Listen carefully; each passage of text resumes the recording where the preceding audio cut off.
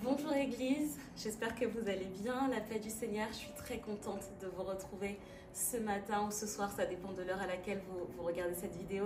Et on arrive bientôt à la fin du jeûne. Si Dieu vous a déjà parlé, Amen. S'il ne l'a pas encore fait, croyez que Dieu va vous parler, que vraiment aujourd'hui vous puissiez dire Seigneur, j'ai pas encore entendu ta voix, et juste lui dire me voici, je t'écoute, je suis prêt à entendre et à écouter ce que tu as à me dire.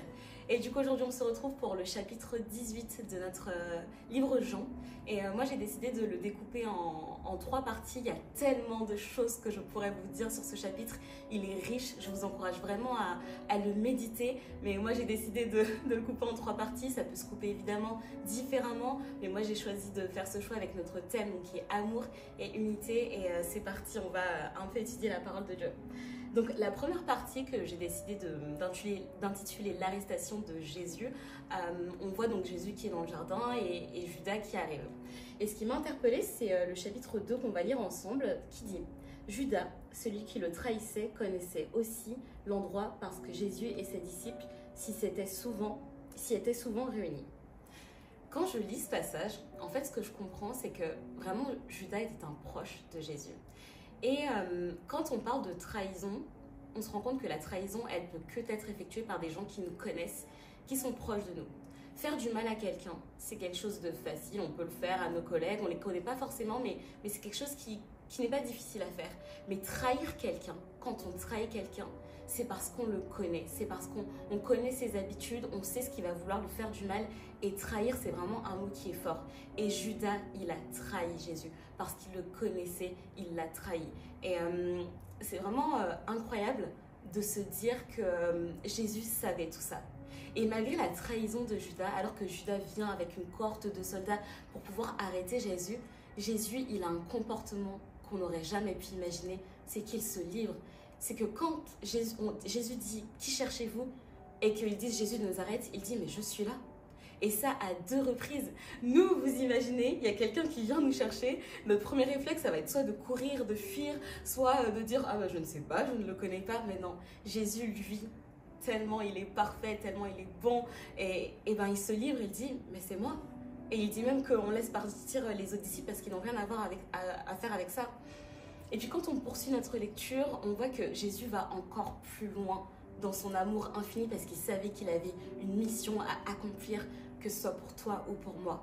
Et alors que Pierre sort son épée et coupe l'oreille de ce serviteur, et ben Jésus il lui dit mais range ton épée. Mais quel comportement Jésus a pu avoir. Je trouve ça tellement beau que vraiment on puisse prendre exemple sur Jésus. Combien d'oreilles avons-nous coupées alors que nous ne devions pas le faire? Combien de fois nous avions eu le mauvais comportement alors que nous devions juste accepter les circonstances? Je ne dis pas qu'il ne faille pas se défendre. Il y a des fois où oui, nous devons riposter. Mais je prie pour que chacun d'entre nous, on puisse être attentif à la voix de l'Esprit et savoir quand est-ce qu'on doit couper une oreille et quand est-ce que nous ne devons pas le faire. On va poursuivre avec la deuxième partie, donc qui est le reniement de Pierre.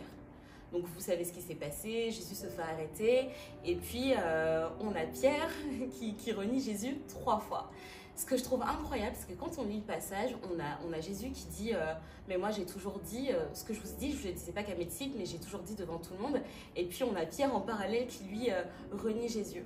Et je ne blâme pas Pierre pour ça, parce que c'est normal, des fois on a peur des conséquences de nos mots, on a peur de ce qui peut nous arriver, mais je vous invite aujourd'hui à être courageux. Ce n'est pas que à l'église que nous devons louer le Seigneur, c'est même à l'extérieur. C'est même quand les gens ne connaissent pas Jésus, c'est même quand on a peur de ce qui pourrait nous arriver. Soyons courageux, qu'on puisse vraiment laisser le Seigneur nous surprendre. Parce que des fois, on ne va pas dire certaines choses parce qu'on va avoir peur du jugement des autres, on va avoir peur de ce qu'ils vont penser de nous, on va avoir peur des conséquences. Mais soyons courageux. Le Seigneur ne nous a jamais reniés, que ce soit en privé ou en public. Il a toujours été là. Que nous aussi, on puisse avoir ce comportement de toujours être présent, de toujours le louer, de toujours dire que c'est notre Seigneur et notre Sauveur, et de ne pas avoir peur. Encore une fois, je ne blâme pas Pierre. Peut-être que des fois dans nos vies aussi, on a eu ce comportement, mais vraiment qu'on puisse se repentir et dire Seigneur, je ne veux plus agir comme ça. Je veux toujours te louer, je veux toujours te proclamer, peu importe ce qui peut se passer. Enfin, la dernière partie, c'est la condamnation de Jésus. Et moi, ce qui m'a marqué, c'est que j'ai trouvé que le peuple, en fait, avait été hypocrite. J'ai trouvé qu'il y avait une grande hypocrisie. Pourquoi? Parce que, à un moment, Pilate, donc c'est au verset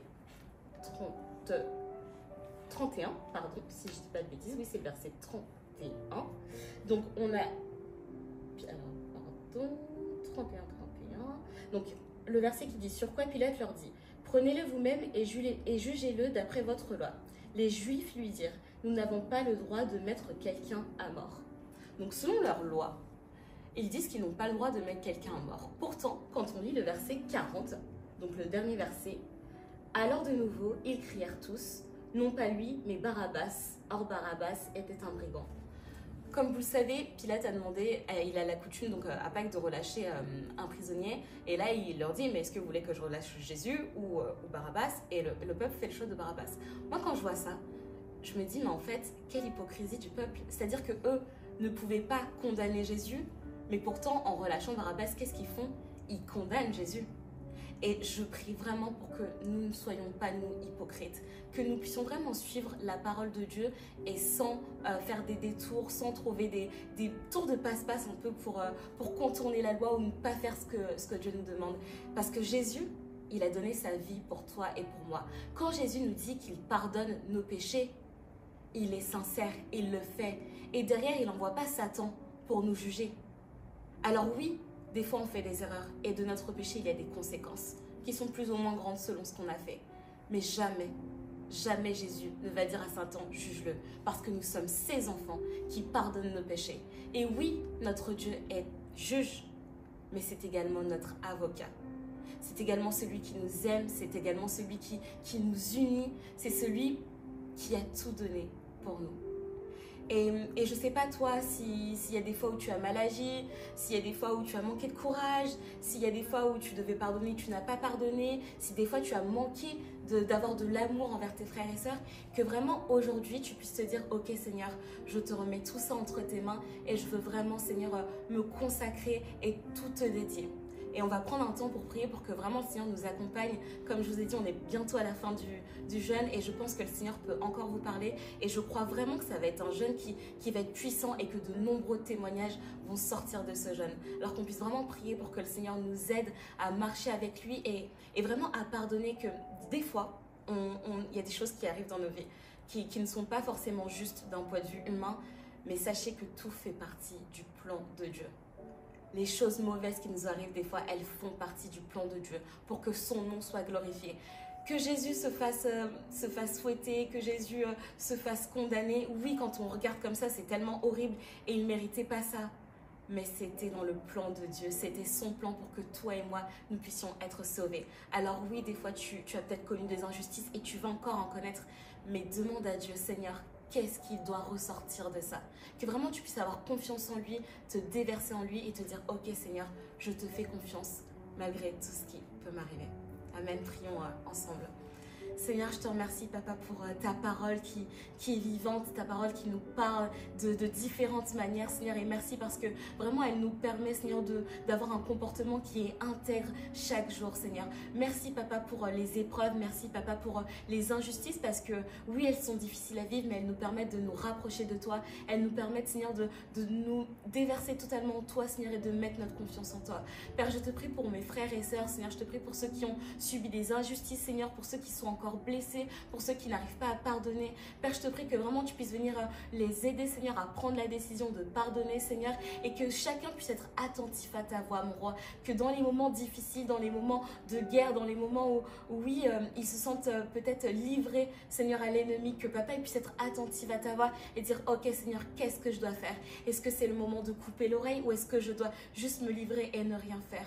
Papa, je te prie pour que tu puisses venir nous aider, Seigneur, à être vraiment attentif à ce que tu attends de nous, Père. Que, Seigneur, nous puissions marcher dans tes voies, Papa, et que nous puissions te demander à chaque jour que ta volonté parfaite puisse s'accomplir dans notre vie. Seigneur, je te prie encore pour les jours de jeûne qui restent, que tu puisses encore nous parler puissamment et que, Papa, chacun puisse recevoir ce que tu as prévu pour lui, Père. Que vraiment ceux qui ne s'étaient pas encore mis à fond, Seigneur, puissent le faire maintenant. Il n'est jamais trop tard, Papa, et je crois que tu vas encore parler, Seigneur. Je te remets la journée de mes frères et sœurs entre tes mains, que tu puisses vraiment te révéler d'une manière puissante à eux et que ton nom puisse être glorifié dans tout ce qu'il traverse dans le nom de Jésus. Amen. Amen. Je vous souhaite une bonne journée. Soyez tous bénis et à très vite.